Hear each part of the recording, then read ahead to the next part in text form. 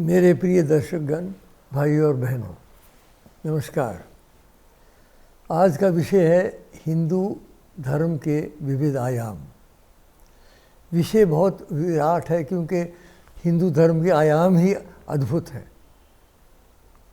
इतना हमारा वाङ्मय इतना समृद्ध है और इतना विशाल है और इतना बहुआयामी है कि उसे संक्षेप में कहना बड़ा कठिन है। लेकिन पहले तो मैं बताऊं कि हमारा जो वाङ्मय है वेदों से शुरू होता है। पहले सबसे प्रथम तो वेद हैं, 4 वेद हैं, ऋग, यजुर, साम, अथर्व, और 4 वेदों में अलग अलग मंत्र हैं।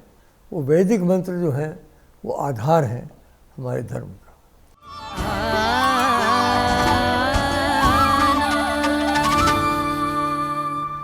मेरे विचार में, जैसे मैंने पहले भी कह रखा है, उपनिषद हमारी संस्कृति के और हमारे धर्म के सर्वोपरि शास्त्र हैं, क्योंकि उनमें ऐसा ज्ञान है, ऋषियों ने जो बोला है और जो उनकी जो वाणी है बहुत ही समृद्ध है और महत्वपूर्ण है।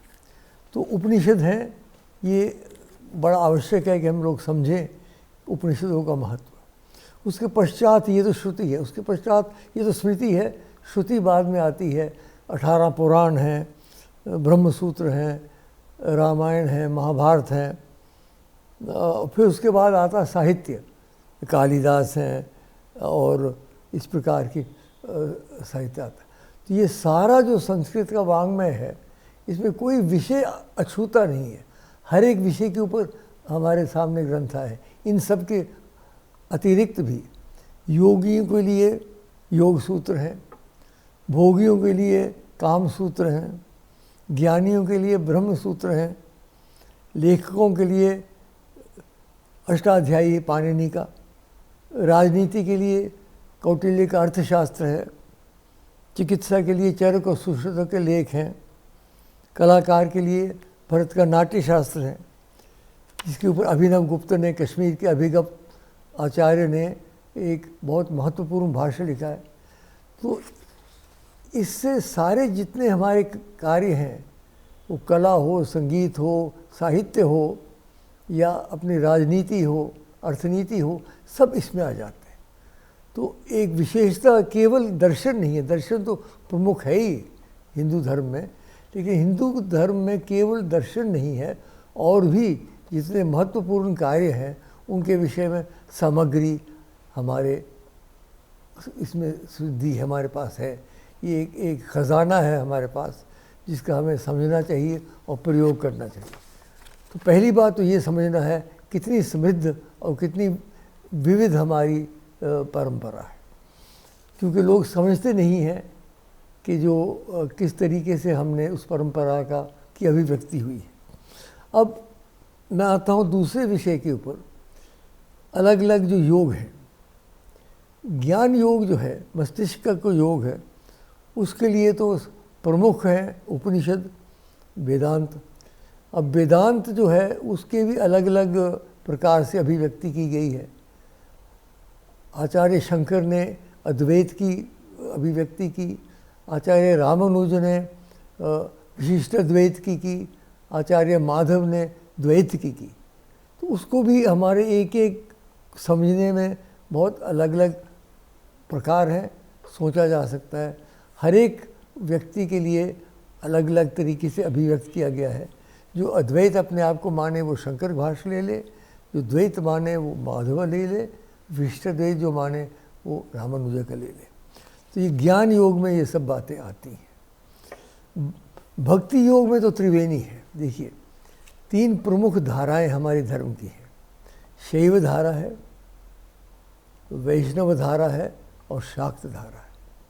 शैव धारा में शिव, पार्वती, गणेश, कार्तिकेय और वो सारे उनकी परंपरा जो चली आ रही है। वैष्णव परंपरा में विष्णु स्वयं, उनके 2 प्रमुख अवतार श्री राम और श्री कृष्ण, वो वैष्णव परंपरा में आते हैं। और स्वयं विष्णु के भी हैं शांताकार। और जहाँ तक शाक्त परंपरा है, उसमें तो सरस्वती है, लक्ष्मी है, महाकाली है, दुर्गा है, अनेक प्रकार की देवियाँ हैं।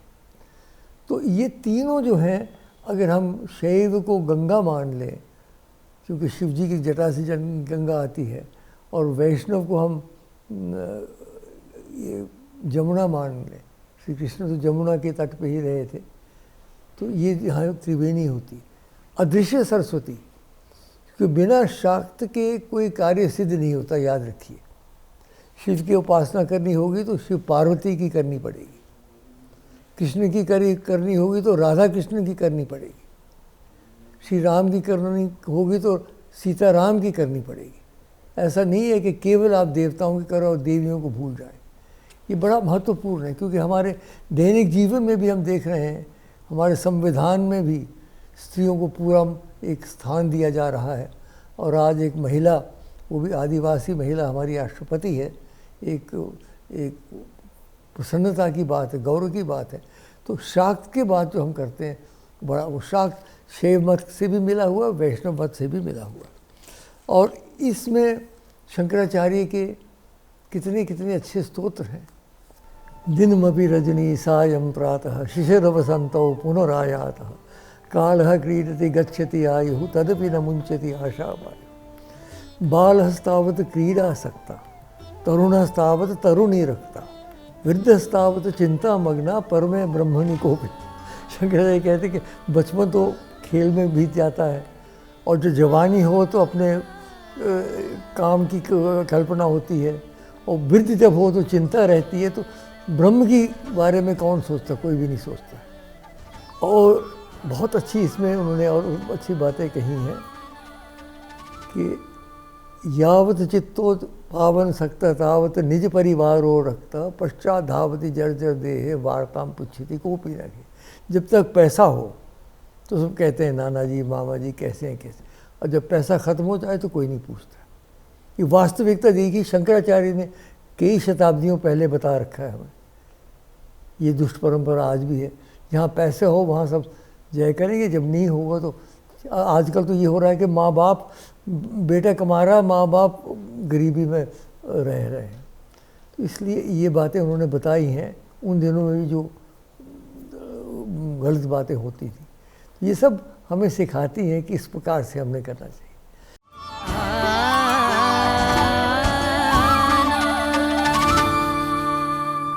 हमारे धर्म में 4 पुरुषार्थ बताए गए, धर्म, अर्थ, काम और मोक्ष। बहुत महत्वपूर्ण है ये। धर्म आधार है, क्योंकि अगर हम धर्म को अपना लें या धर्म की जो मुख्य बातें उनको अपना लें तो हमारा आधार बन जाता है जीवन। फिर उसके बाद धर्म, अर्थ, पैसा। ये नहीं है कि हम कहते हैं कि पैसा नहीं है, पैसा महालक्ष्मी की हम पूजा करते हैं, वो भी भगवान की देन है। हाँ, पैसा का दुरुपयोग नहीं होना चाहिए, धन का दुरुपयोग नहीं होना चाहिए। जब विवाह शादी करते हैं हम, तो ये जो दहेज की प्रथा दुष्ट प्रथा बन गई है, ये भी दुष्ट प्रथा है। हमें अपना धन अगर है तो हम अपने खर्चे, फजूल खर्ची नहीं करनी चाहिए। लेकिन अर्थ जो है वो भी एक हमारा पुरुषार्थ, वहाँ है हमारा पुरुषार्थ है, वो कमा सकते हैं हम। बग़ैर बेईमानी के अगर कमाया जा सकता है तो कमाना चाहिए हमें, और उसमें दान इत्यादि भी आता है। धर्म। फिर काम की भी बात करते हैं हम। काम देखिए, बिना काम के जीवन नहीं चल सकता, ये समाप्त हो जाता। ये सारे ये मानव जाति चल जाती काम के बिना। तो लेकिन काम का के अर्थ है, काम के तो एक अर्थ है कि पुरुष और स्त्री का जो मिलन होता है वो भी काम है, काम सूत्र लिखे। लेकिन काम जो है होती है हर एक जो अच्छी चीज़ है। रसिक होना बड़ी अच्छी चीज़ है। हमारे यहाँ जो इतने सुंदर नृत्य हैं, इतने सुंदर मंदिर हैं, देखने वाला भी कोई होना चाहिए ना, रसिक भी तो कोई होना चाहिए। तो रस जो है बहुत महत्वपूर्ण है जहाँ तक काम की बात। और फिर अंत में इन तीनों को करें मोक्ष। तो ये तीनों आधार, धर्म, अर्थ और काम, मतलब मोक्ष, ये 4 हमारे पुरुषार्थ हैं, चारों महत्वपूर्ण। और ऐसे उन दिनों में कहा जाता था कि 25 साल जो पहले हैं जीवन के, वो ब्रह्मचारी रहना चाहिए, छात्र होना चाहिए, विद्या लेनी चाहिए। दूसरे 25 साल जो हैं उसमें गृहस्थी होना चाहिए, अपने शादी करके बच्चे वगैरह को पालन करना चाहिए। तीसरा वानप्रस्थ, जब 50 के ऊपर चले जाएं, 50 से 75 में, तो उसमें धीरे धीरे अपने आप को अलग करें। और 75 से 100 तक जो है वो संन्यास है। मैंने तो भाई संन्यास नहीं लिया, मैं 52 साल का हूँ, ना संन्यास लेने की कोई मेरी इच्छा है। ये बता रहा हूँ कि जो हमारे प्राचीन लिखा हुआ ग्रंथ में वो ये है। मतलब कहने का ये है कि जीवन में अलग अलग आयाम आते हैं, उन हर एक को हम को अच्छी दृष्टि से, धार्मिक दृष्टि से और अपने अधिकार से हमें बहुत आवश्यक है कि अपने आप पे हमें विश्वास हो, आत्मविश्वास होना बड़ा आवश्यक है। घबरा जाते हैं और आजकल विशेषकर हमारी युवा पीढ़ी के कहते हैं, घबराना नहीं है, हमने आत्मविश्वास करना है और अपने अंदर जो शक्ति है उसको मिल के रखना और जहाँ यथासंभव उसका प्रयोग करना है। फिर हमारे हिंदी भाषी क्षेत्र में मीरा हैं, सूरदास हैं, तुलसीदास हैं, और दक्षिण में शैव मत के नयनार हैं, 63 नयनमार माने गए हैं, जो अत्यंत शिव भक्त थे, जिन्होंने सारी कष्ट भोग के अंत में शिव पार्वती के दर्शन किए। और 11 अलवार हैं, वो वैष्णव हैं, उन्होंने भी अपनी साधना के बाद विष्णु के दर्शन किए। तो दक्षिण की बहुत ये महत्वपूर्ण एक भक्ति जो आरंभ हुआ था। कुछ ये भी कहा जाता है कि भक्ति का सारा जो आंदोलन था वो दक्षिण से ही शायद शुरू हुआ।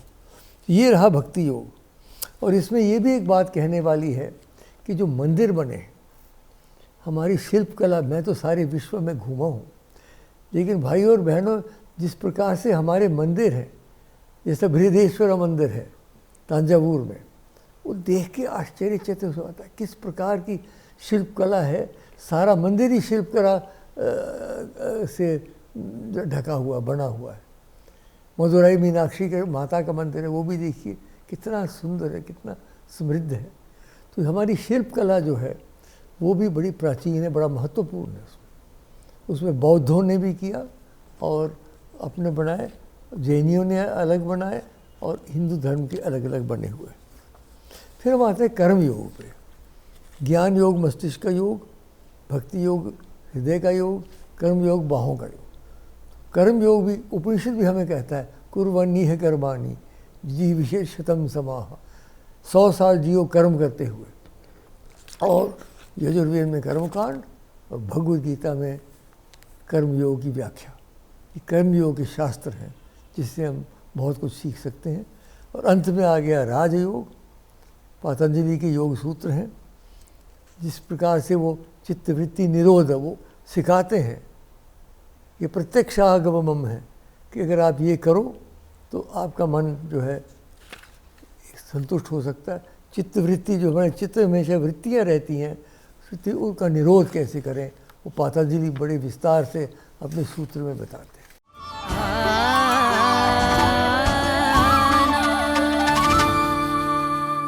तो ये सब हैं अलग अलग आयाम। अब मैं आपको बताऊं कि ये जो बातें हैं केवल भारतवर्ष के लिए महत्वपूर्ण नहीं है। जब ये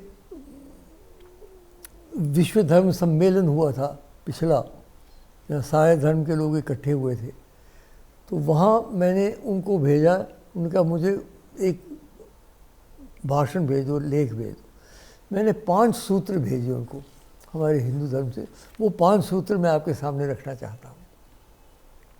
पहला सूत्र ईशावास्यमिदं सर्वम यत्किंचित् जगत्याम जगत्। जो भी कुछ है ब्रह्मांड में, केवल ये छोटी सी पृथ्वी नहीं, लेकिन अखंड मंडलाकार में जो जितने हैं, एक ही शक्ति से प्रोत्साहित, एक ही शक्ति से प्रकाशित है, वो ईश्वर की शक्ति है।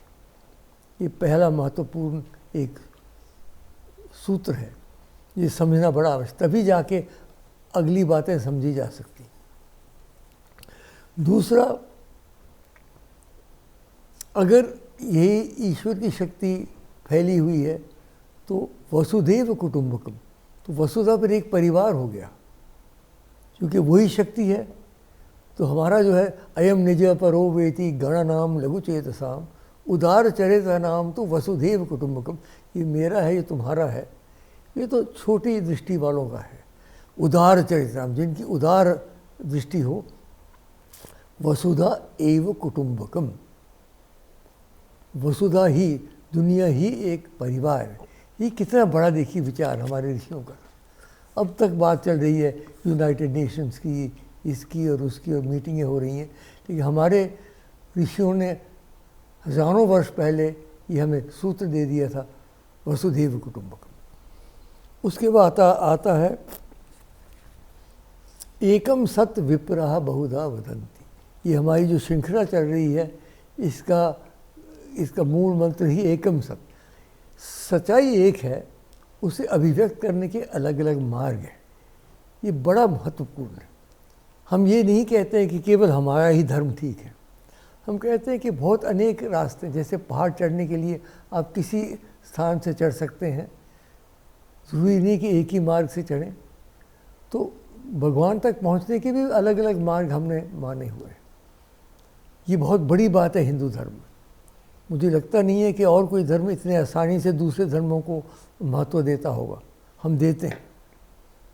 हम कहते हैं कि एकम सत्य, सच्चाई एक है, लेकिन जो ऋषि मुनि हैं, जो अवतार हुए हैं, जो मसीहा हुए हैं, उन्होंने अलग अलग तरीके से उसके अभिव्यक्त किया। तो आंतरधार्मिक जो कार्यक्रम है वो इसी मंत्र पे आधारित है। चौथा, ईश्वर सर्वभूतानां हृदयेशे तिष्ठति। हर एक प्राणी के अंदर ईश्वर का निवास है। ये उसी वसुधैव कुटुंबकम के साथ ही मिलता है। अगर हर एक प्राणी के अंदर ईश्वर का निवास है, तो हम धर्म के नाम पे, वर्ण के नाम पे, वर्ग के नाम पे कैसे किसी से दुर्व्यवहार कर सकते हैं। जो हमने दुर्व्यवहार किया हमारी संस्कृति ने, वो संस्कृति के विरुद्ध है। जो हमने आदिवासी बंधु जो हैं या दलित बंधु जो हैं, उन पे जो अत्याचार किए हैं और जो उनके साथ दुर्व्यवहार किया है हज़ारों वर्ष से, ये हमारे वेदांत का अपमान है। आप समझ लीजिए, ये कोई हिंदू धर्म का ये नहीं है आयाम, ये अपमान है हिंदू धर्म का। क्योंकि जब हम कहते हैं ईश्वर सर्वभूतानां हृदये तिष्ठति, तो अगर हर एक के अंदर ईश्वर है तो बड़ा छोटा कैसे हो सकता है कोई। ठीक है, समाज में बुराइयां हो सकती हैं, लेकिन ये हमें मानना नहीं है। और जितने समाज सुधारक हुए हैं, सबसे पहले उन्होंने आघात किया इस वर्ण व्यवस्था पे। चाहे वो बसवप्पा हो बहुत पहले, चाहे भीमराव आम्बेडकर हो, उन्होंने उसी पे आघात किया कि ये जो परंपरा है, ये दुष्ट परंपरा है, ठीक परंपरा नहीं है। क्योंकि हमारी परंपराएं बहुत हैं साथियों, सब अच्छी भी हैं, सब अच्छी नहीं है, सब बुरी भी हैं। कोई और देश नहीं है जिसमें हम बहू को तंग करें या दहेज के लिए जला दें। कोई और धर्म नहीं, कोई और देश नहीं है। तो हमारे में जो बुराइयां हैं वो भी हमने देखनी है।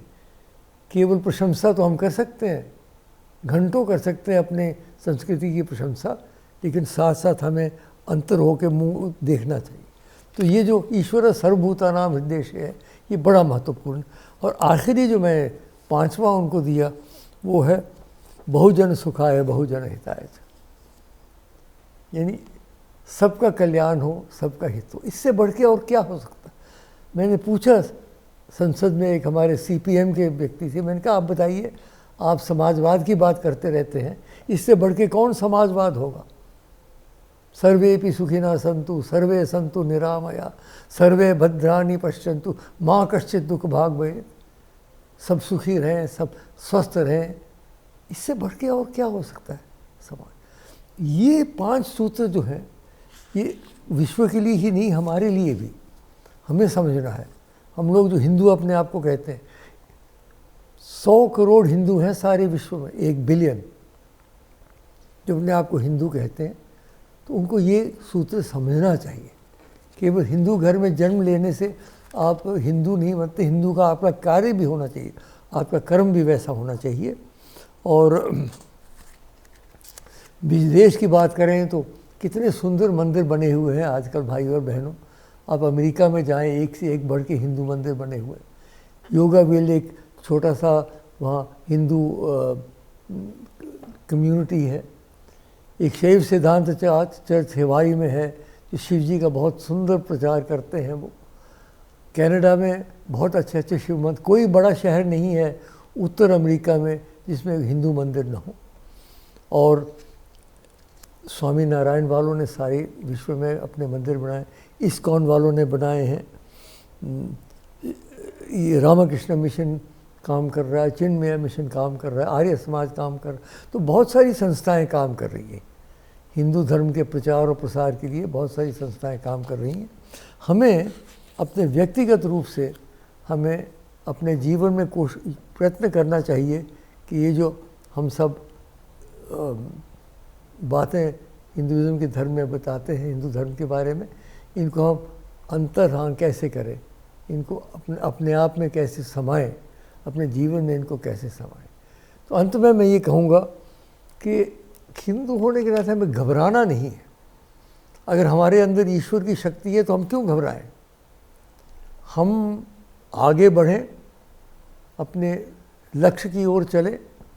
और मैं अंत में वही श्लोक कहूँगा जो मुझे बहुत पसंद है कठोपनिषद का, जो यही कहता है कि उठो और जागो और अपने लक्ष्य की ओर जाओ। कठिन रास्ता है, याद रखिए भाई और बहनों, आजकल कोई सरल मार्ग नहीं रहा है, नहीं तो सामाजिक कल्याण के लिए ना व्यक्तिगत कल्याण के लिए।